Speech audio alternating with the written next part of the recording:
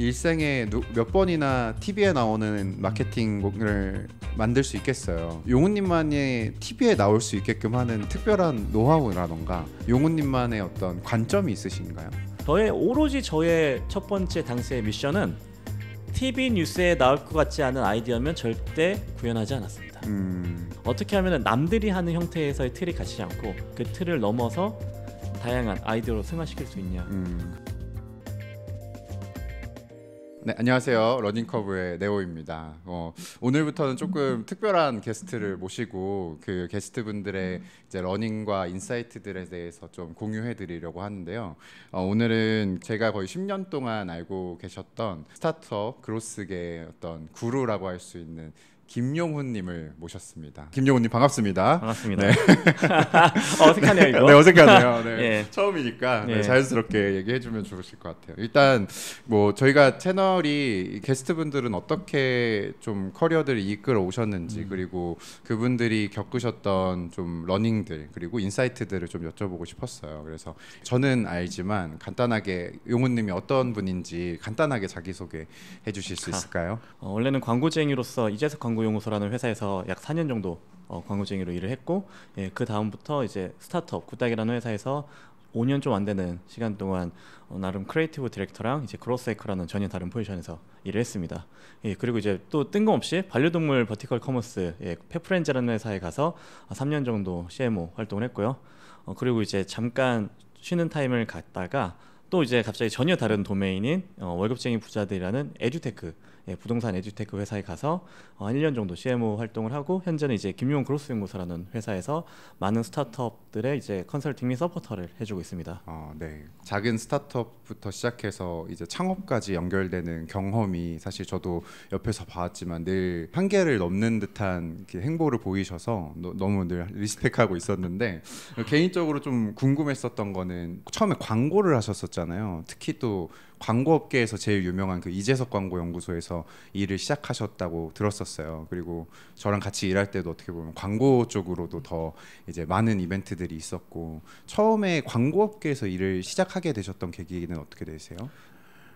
제가 원래 전공이 시각 디자인인데 그러다 보면 이제 관련된 전공으로서 그 광고학이 있습니다. 근데 그 당시에 광고가 되게 재밌더라고요. 사람들의 마음을 움직이고 하는 그런 소비 심리학이라고 해야 될까요? 그런 것들이 재밌어서 나는 꼭 한번 광고 업종에서 일을 해봐야겠다 생각을 했었는데 이게 생각보다 그 되게 바늘구멍이에요. 광고업이 정말 어떻게 보면 스카이부터 시작해서 그런 유학생 분들도 되게 많이 가는 그런 포지션이더라고요. 그래서 이제 되게 바늘구멍 같은 그런 좁은 시장 속에서 한번 나도 해봐야겠다 뭐 생각을 했지만 역시나 쉽지 않더라고요. 처음에는 그 광고 대행사가 시작은 아니었고요. 저는 이제 충무로에 있는 편집하는 이제 시각 디자인하는 관련된 회사에 처음에 입사를 해서 이제 관련된 일을 시작을 했었고요. 그런 와중에 그 방금 말씀하셨던 이재성님이 이제 국내에 잠깐 오셨었는데 그럴 때마다 관련된 모임 같은 거를 운영했었습니다. 그래서 이제 그 모임에 참가하다 보니까 운이 좋게 이제 이재성님이 이제 미국에 계시다가 이제 한국에 완전 들어오셨는데 이제 그때 이제 한번 같이 일해보자 스카우트 제의를 해주셔서 그때 광고업을 시작을 했고 나름 만족하는 재밌는 일들을 했었던 것 같아요.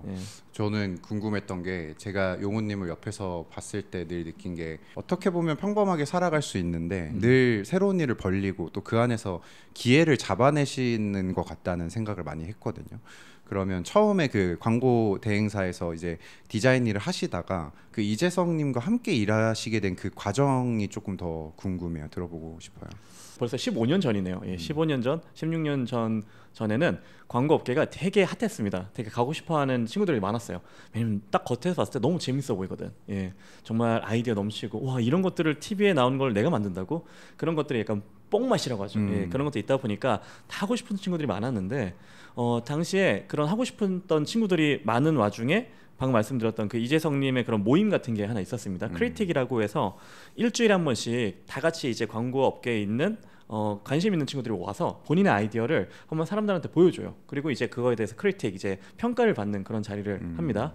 일주일에 한 번씩 그 자리를 했었는데 기억나는 거는 이게 자율적인 참석이다 보니까 굉장히 많은 사람들이 이제 선택적으로 왔다 갔다 했죠. 근데 저는 한 10개월, 한 11개월 동안 거의 한 번도 안 빠지고 계속 그 자리를 참여를 했었던 것 같아요. 예, 그 정도로 저는 사실상 되게 재밌었고, 예, 사람들한테 있어서 좀 피곤한 그런 거라고 이제 생각이 들 수 있겠지만 귀찮을 수 있죠. 예, 저는 이제 일주일 중에서 그 하루를 가장 기다렸었던 것 같아요. 예, 그래서 그런 뭐 작은 활동들이 모이다 보니까 나름의 성실함을 평가받지 않았나. 그리고 그 안에서 이제 아이디어 같은 것도 나름 나쁘지 않았으니까 그래도 제안을 받지 않았나 싶어요.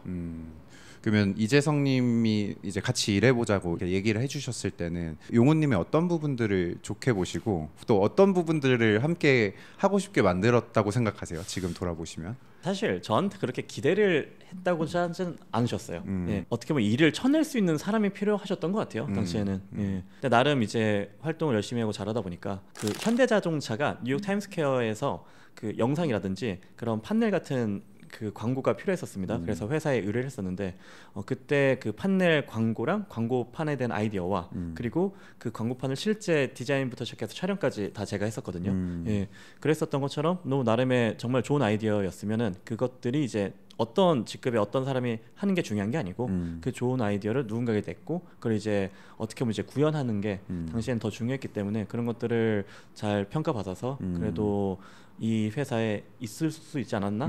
예. 지금 용훈님이 김용훈 그로스 연구소라는 회사를 창업하셨잖아요, 최근에. 예.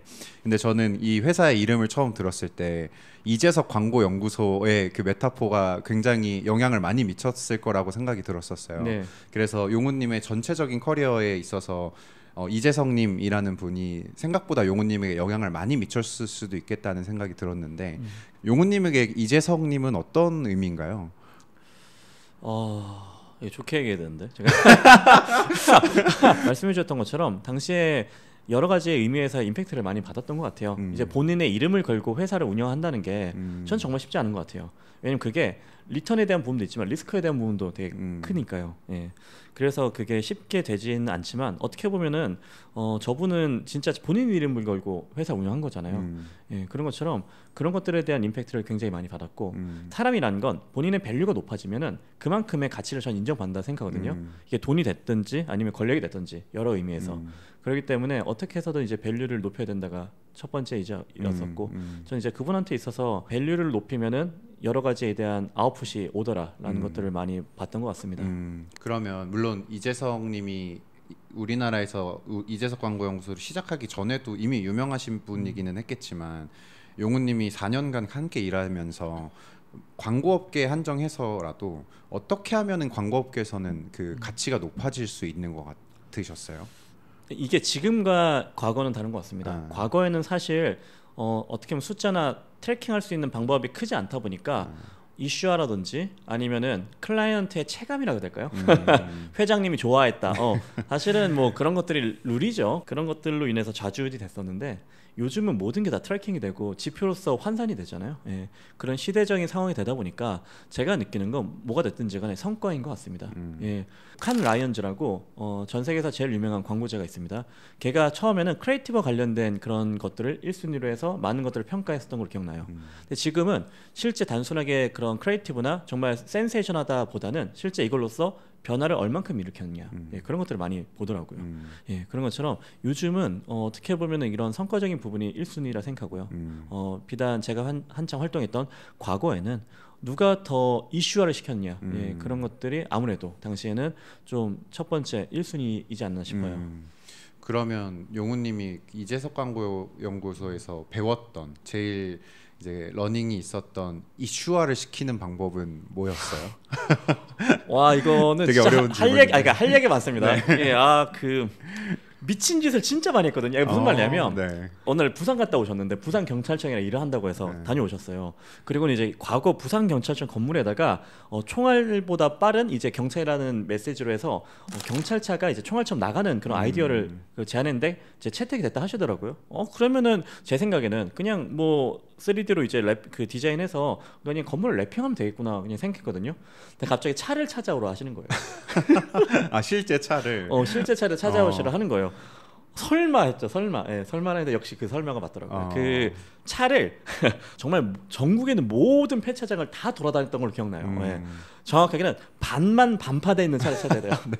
전국을 다 돌아다녔던 기억하고요. 한 1주에서 2주 정도를 같이 이제 자르고 페인트 칠하고 예, 철판 자르고 진짜 예, 미친 짓이네요. 막 글라인더질하고 예, 그런 것들을 했었죠. 예전에는 광고 씬이라는 게 되게 측정한다기보다는 화제가 얼만큼 되느냐에 초점이 맞춰져 있었던 것 같은데 이 기조가 지금에는 유지될 수는 없겠지만 그때의 광고 씬에서 용우님이 4년 동안 어떻게 보면 미친 짓을 많이 하셨기 때문에 지금 마케팅 씬이 많이 바뀐 상황에서도 용우님의 되게 강점이 될 수 있는 그런 미친 짓을 할 수 있는 용기와 방법들을 많이 터득하신 게 아닐까 싶기도 하네요. 그러면 그 4년 동안 이런저런 미친 짓을 많이 해보시고 나서 또 다음 단계로 이제 커리어를 이제 나가실 때 광고 쪽으로도 계속 더 커리어를 하실 수도 있을 것 같은데 어떻게 보면은 생판 다른 업계로 또 들어오신 것 같아요. 굿닥이라는 그때 당시에 용우님의 선택의 이유와 그리고 어떤 것들을 더 배우고자 떠나셨는지도 궁금합니다. 이제 2015년 그때가 거의 기억하기론 대한민국 스타트업 1차 붐이 거의 왔었던 예, 네. 시즌이었던 걸 기억해요. 참 직방 같은 회사도 막 뜨기 시작했었고요. 예, 그렇게 이제 재밌는 회사에 좀 가보고 싶다라고 생각을 해서 찾다가 피키는 이제 문을 닫았고 그럼 이제 같은 계열사 회사 중에서 뭐가 있냐 보니까 뭐 듣도 보도 못한 이제 뭐야 이거 굿닥 뭐 그거 뭐야 이거 무슨 뭐 드라마인가 무슨 뭐 닭가슴살 파는 회사인가 그런 회사가 있더라고요. 예, 근데 한편으로는 같은 계열사라고 하니까 한번 가봐야겠다 해서 이제 면접 그 신청을 했었고 기억하기로는 이제 딱 입구에 들어갔는데 EDM이 막 흐르고 있는. 전막 EDM 음악이 흐르고 있고. 그렇죠. 대표님 EDM 워낙 좋아했으니까. 그래가지고 이제 그런 상황 속에서 되게 재밌는 회사다라고 이제 생각을 했고요. 기억하기로는 그때 연봉을 되게 많이 깎고 입사를 했습니다. 그러면은 사실 피키캐스트를 가려다가 어떻게 흘러서 굿닥으로 오시게 된 건데 그때 물론 재밌어 보인다라는 이유도 있었겠지만 연봉까지 깎으면서 아예 광고가 아닌 이 다른 업계로 가시게 됐던 또 이유들이 더 있으세요?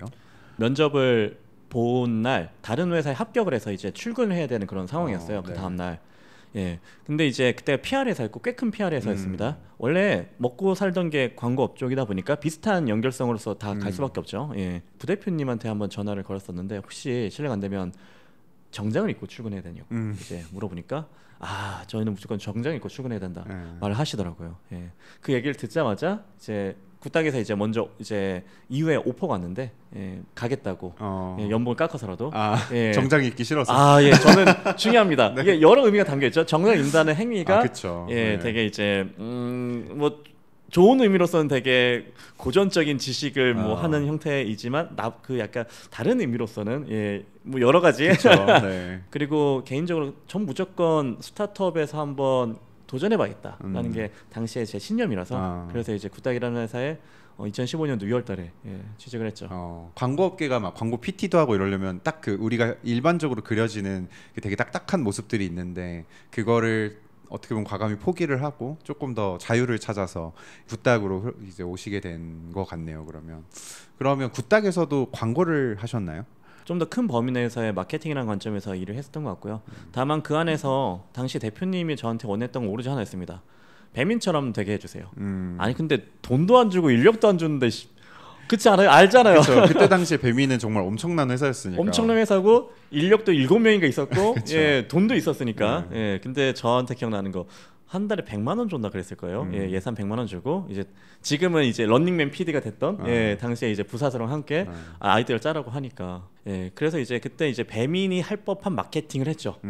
쉽게 보면은 그리고 이제 최대한 돈을 안 쓰는 관점에 있어서 굿닥 대표님이 배민처럼 만들어주세요라는 요구사항을 가지고 약간 광고스러우면서도 이제 자연스럽게 커리어가 마케팅 쪽으로 좀 더 넘어가시게 된 케이스네요. 그러면 예전에는 광고라는 건 어떻게 보면 그 유형과 무형의 서비스나 제품이 있는 거라기보다는 딱 어떤 메시지를 알리는 데에서도 프로젝트가 끝날 수도 있는데 이제 굿닥이라고 하면은 뭐 우리가 흔히 생각하는 앱이다 보니까 그 공식과 문법이 정말 많이 달랐을 것 같아요. 그 굿닥에서는 그러면 어떤 식으로 미친 짓을 이어나가셨나요? 저는 이제 광고를 하면서 그 스티브 잡스를 많이 참고하거든요. 사실 뭐 스티브 잡스가 광고쟁이는 아니죠. 다만 누구보다도 그 철학이라든지 그 메시지를 잘 전달했다고 생각을 해요. 저는 이제 단순하게 광고라는 게 방금 말씀하셨던 메시지나 그런 것도 있는데 어떻게 하면 우리 기업의 철학을 전파할 수 있을까? 어떻게 하면 우리 회사의 비전을 사람들한테 알릴 수 있을까인 것 같아요. 제가 느끼기에 당시에 굿닥의 회사의 비전과 미션은 오로지 저는 하나였던 것 같아요. 아픈 사람들이 우리의 서비스를 써서 그런 것들을 좀 덜 아플 수 있을까? 그리고 실제 당시에 대표님도 그 의료에 대한 불균형이 되게 심한 이 시장에서 우리가 어떤 것들을 이제 제공할 수 있을까? 관련된 그래서 병원 약국 찾기 서비스라든지 성형시술 정보라든지 그리고 관련된 의료 콘텐츠도 제공을 했었죠. 프로덕트 기준에서는. 그럼 저는 이제 저의 마케팅으로서 소비자들한테 어떤 식으로 제공을 할 수 있을까 생각을 했었고, 그래서 당시 나왔었던 아이디어들이 이제 뭐 지하철에 그런 간이 약국을 만든다든지 사람들이 아픔을 좀 덜하게 할 수 있을까? 그 관련돼서 주변에 있는 그런 약국이라든지 저희가 막 금연 병원 클리닉 같은 걸 쉽게 찾을 수 있을까? 그런 것들에 대한 아이디어를 좀 마케팅으로 승화하지 않나 싶어요. 사물함을 이용한 간이 약국이 정말 그때 당시 뉴스에 나올 정도로 되게 화제가 됐었던 것 같은데, 저는 되게 신기했었던 게 일반적인 이런 IT 앱 서비스의 마케터들이라고 한다면 카드 뉴스라던가 혹은 뭐 그런 뭐 블로그 글이라던가 영상이라던가 그런 문법들이 있을 텐데, 사실 용훈님은 이제 그걸 약국을 물리적으로 만들어서 이제 현장으로 막 나가셨잖아요. 저는 그 접근이 되게 뉴스에 나올 수 있을 만큼 파격적이었다고 생각을 하거든요. 이게 어떻게 보면 그 이재석 광고연구소에서 하셨던 일들의 연장일 수도 있을 것 같은데, 굿닥 다니실 때 앱 마케팅을 하시면서 그 과거에 내가 했었던 경험들이 막 도움이 됐다, 혹은 나의 어떤 인사이트들이 차별화된 결과들을 만들었다 하셨던 케이스들을 좀 더 들어보고 싶어요. 그때 복날이었던 걸 기억해요. 예, 근데 이제 당시 굿닥 캐스트라는 그런 정보성 그 플랫폼이 런칭을 했습니다. 근데 이걸 어떻게 하면 알릴 수 있을까 생각을 하다가 복날 저희가 이제 뭐 뭘 먹죠? 이제 닭이라든지 삼계탕이라든지 뭐 소라든지 아니면 이제 뭐 복날에 먹는 장어라든지 네. 그런 것들이 있겠죠. 이제 걔네들로 이제 투표라는 그런 콘텐츠를 해서 되게 이슈가 됐던 게 기억납니다. 네. 근데 단순하게 그런 정보를 전달하면은 딱 거기서만 머물렀을 거예요. 네. 근데 이제 그거를 투표한다고 하면은 딱 SNS용 콘텐츠가 네. 됐겠죠. 네. 예, 근데 거기서 더 나아가서 한편으로는 그거를 실제 그러니까 대통령 선거하듯이 그런 포스터로 실제 만들어서 기억하기로는 종로와 홍대와 그런 쪽에 굉장히 붙였던 걸 기억합니다. 네. 그리고 이제 그런 거를 이제 찍어서 커뮤니티 바이럴 했는데, 사실 그런 것들에 대한 바이럴을 한다는 거에 행위에 있어서도 노잼이면 어차피 묻힙니다. 네. 근데 사람들이 재밌어하면은 그게 흔히 얘기해서 올라오는 형태를 취하는 것 같고요. 네.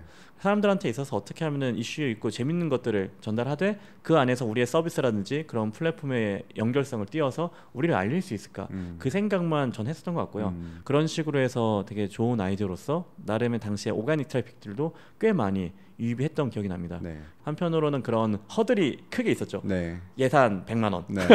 허들이 있다 보니까 어떻게 보면 더 아이디어에 의존해서 그런 것들이 나오지 않았나 싶어요. 네. 일반적인 마케터였으면은 그냥 커뮤니티에 투표를 하세요 하고 끝났을 텐데, 용훈님은 그거를 실제로 현장에 나가서 포스터를 붙여버렸고, 그리고 약국 같은 것도 그냥 약을 찾을 수 있는 서비스를 만들거나 마케팅을 했을 텐데, 용훈님은 실제로 그거를 지하철 사물함에다가 그걸 설치를 하셨고, 그냥 어떤 컨텐츠적으로만 활용할 수 있을 텐데 그거를 되게 물리적 공간이랑 연결지어서 바이럴을 만들고, 그리고 사람들이 관심을 갖게 만들고, 이런 측면에서 뭔가 용훈님의 되게 강점이 저는 느껴지거든요. 실제 광고를 하셨지만 이게 어떤 IT 서비스의 마케팅으로 넘어오더라도 단순히 그게 IT 마케팅의 공식에 그치지 않고 그거를 한 발짝 더 나아가서 진짜 그걸 이슈로 만든다는 게 되게 용훈님의 강점이라고 생각을 했었어요. 광고를 하시다가 IT 마케팅으로 넘어오시면서 그 장점들이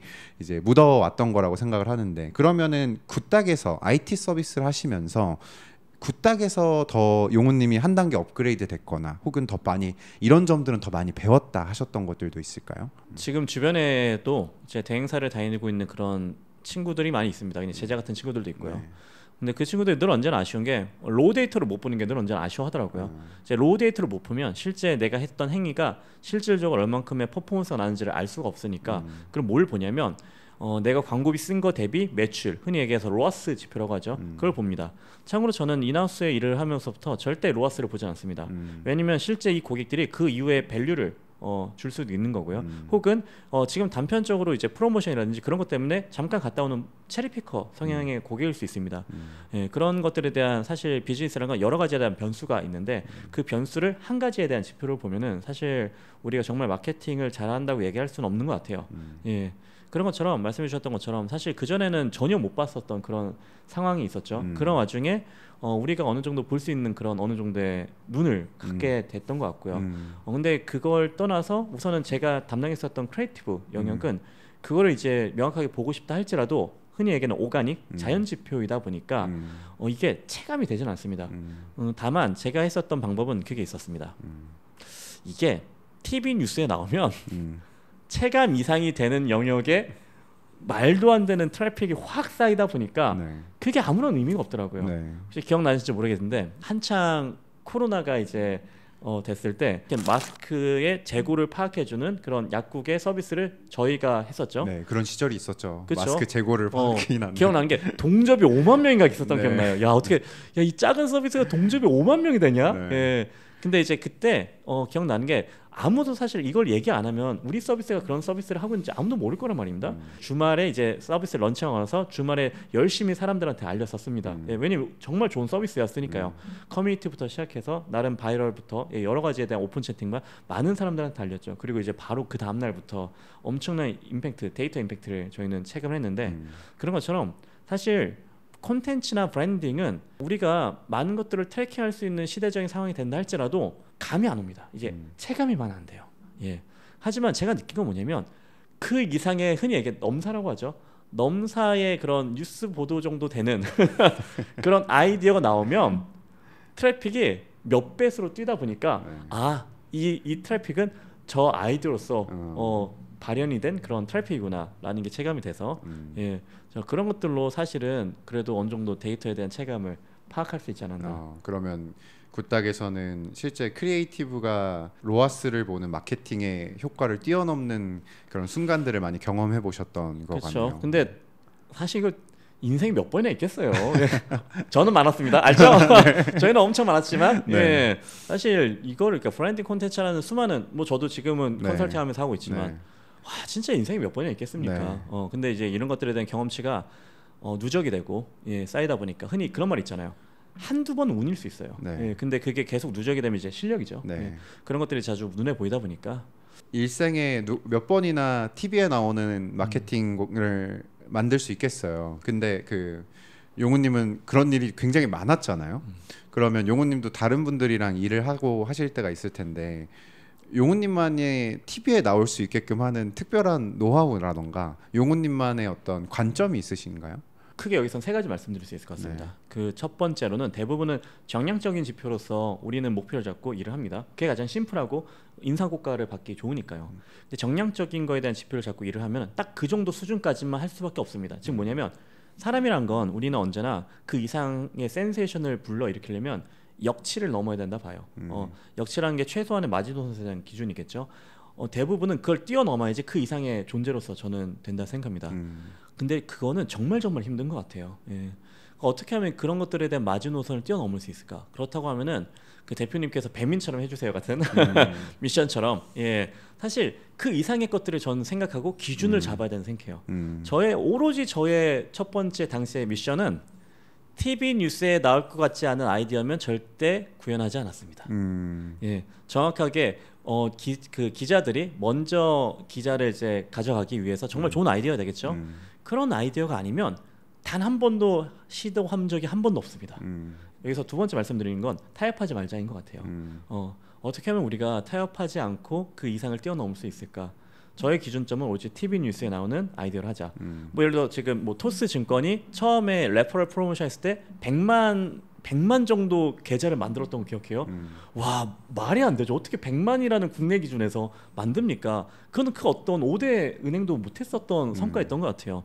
뭐 그 내부에 있는 여러 가지 얘기가 나왔겠지만 아마 그 기준에서도 단순하게 일반적으로 뭐 국민은행이 할 법한 마케팅을 했으면 그 성과가 절대 안 났을 거예요. 예, 어떻게 하면 우리는 뭐 10만, 100만에 대한 기준으로서 할 수 있을까에 대한 아이디어에 대한 기준을 잡았기 때문에 저는 그런 것들에 대한 성과가 나오지 않나 싶거든요. 마지막으로는 우리가 무슨 행위를 한다는 거에 있어서 늘 언제나 틀이라는 관점에서 일을 합니다. 만약에 마케팅이죠. 아마 그러면 대부분은 매체라는 관점에 미션을 줄 겁니다. 자, 이번에 메타를 하자. 예, 혹은 이번에 뭐 CRM으로서 뭐 우리가 뭐 쿠폰을 발행하고 뭐 카카오 메시지를 보내자라고 하면은 딱 그 정도입니다. 어떻게 하면은 남들이 하는 형태에서의 틀이 갇히지 않고 그 틀을 넘어서 다양한 아이디어로 승화시킬 수 있냐, 그런 것들을 통해서 한편으로는 좋은 성과물들이 나오지 않았나. 근데 정말 아쉽지만 틀을 깨는 게 정말 쉽지 않은 것 같아요. 아마 평생 그 틀을 못 깨고 회사 생활이 끝나는 경우도 너무 많이 본 것 같습니다. 정말 많은 회사들은 이런 말하면 좀 그렇지만 뻘짓을 합니다. 왜 그러냐면 모르니까. 왜냐면 사업이란 걸 처음 해봤고 내가 이거에 대해서 처음 해보고 혹은 여기 있는 구성원들 또한 이런 것들에 대한 경험치가 없는 친구들이 많아요. 스타트업이라는 것. 그러다 보니까 흔히 하고 싶은 일들을 주로 하고요, 해야 될 일들을 좀 등한시하거나 모르는 경우도 있습니다.